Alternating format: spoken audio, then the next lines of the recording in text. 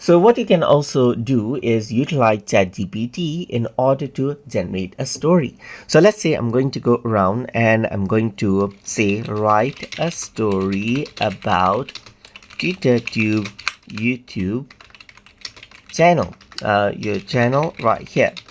It started its upload in 2015 and the viewers were very less. It started picking up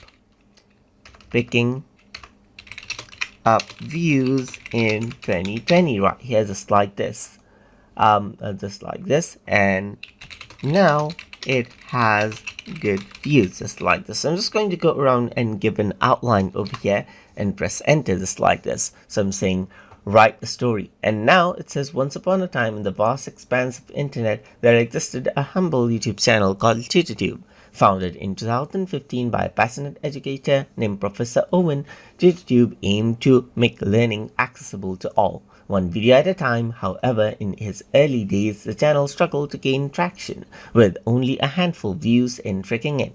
It seemed like TutorTube's potential might remain undiscovered forever. So you can see that this is what you have right here. So you can see that it generates it out and explains it out as a story, as you can see. So I'm just going to go around and say make it shorter right here, just like this, and then just understood it, and you can see that now this is what you have.